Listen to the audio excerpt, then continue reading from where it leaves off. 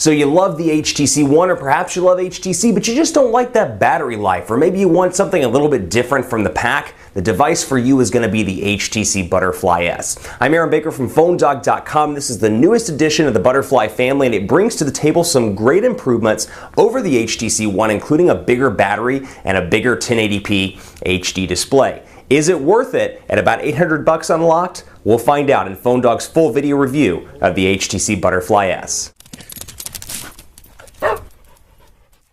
If you're looking at this smartphone and you're thinking to yourself that it looks very similar to other devices we've seen in the past couple of months, well, you're right. It looks a lot like the HTC Droid DNA, but it's not. It's the HTC Butterfly S. It's a new smartphone from HTC. It brings together the fusion of the HTC One, but brings in some features that make it a little bit better than HTC's flagship device that's global and is their flagship right now. The Butterfly S, just to give you a quick recap of specs, it's got a 1.9 gigahertz quad-core Snapdragon 600 CPU, a 5-inch 1080p HD display with 441 pixels per inch, a 4 ultra-pixel camera back here, so the same camera with 1080p HD recording, a 3,200 milliamp hour battery, 2 gigabytes of RAM, 16 gigabytes of internal storage, and then of course HSPA Plus connectivity if you're on AT&T in the US. Now this thing works on AT&T, works on T-Mobile, and has Android 4.2.2 Jelly Bean with HTC Sense 5, version 5 I should say, out of the box. So what it does, it brings the HTC One up from the past with the HTC Droid DNA design heritage, but with the HTC One specs, and makes it better in a lot of different ways. It's got a bigger battery, 3,200 milliamp hours versus 2,300 here. You've got 2 gigabytes of RAM, which the One has as well, but what it does have, well, it's only 16 gigabytes of internal storage space. It has a micro SD card slot, and the big one for me is that it's got a nice big 5-inch 1080p HD display, so bigger display. So if you're that person that loved the screen size of the Galaxy S4, but didn't want perhaps the plastic, or you don't care for TouchWiz, but you like that screen size, this is going to be a nice unit for you. Now, unfortunately, it's not available on any carriers in the US just yet, but you can buy it through specialty retailers such as Negri Electronics online at negrielectronics.com.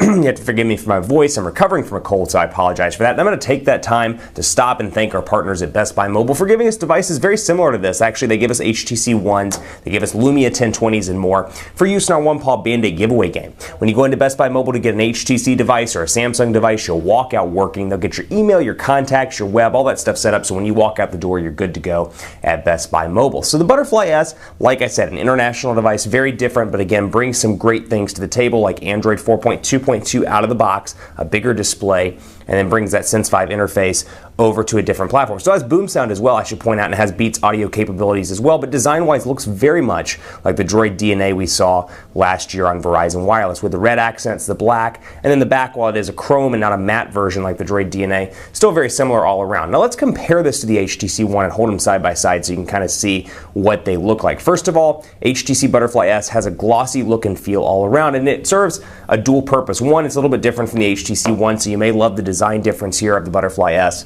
as opposed to the matte on the HTC One. That said, this thing is a fingerprint magnet. You can really see it once I get close to the camera here, and I'll bring it in so you can take a look.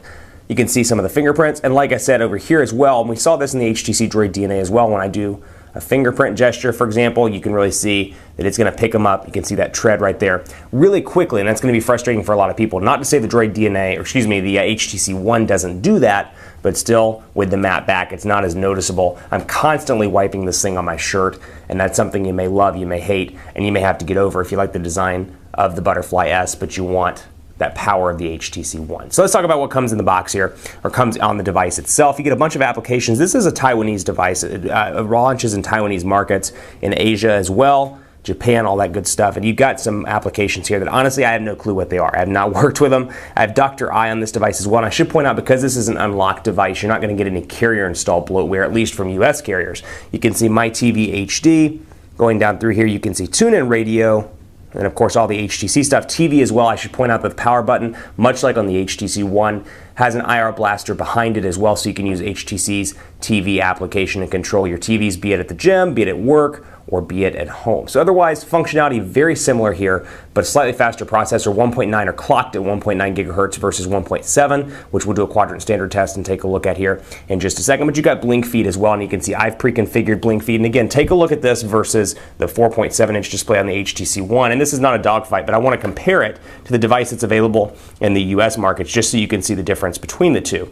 And you can see right here, boom, that is what it looks like. Actually, I should line these displays up so you can see the size difference between 5 inches and 4.7 inches. We'll take a look at messaging here as well so you can see how the keyboard looks. And forgive me while I pull it away here and delete my personal text message thread. Go ahead and delete that out, and we'll go right in here and start a fresh one. So you can see portrait to landscape transition nice and fast here. HTC Sense 5 keyboard over here. Actually one of my favorites that I've worked with in recent months. Samsung's TouchWiz keyboard, not the best in the world, particularly in the US where it doesn't have the autocorrect functionality.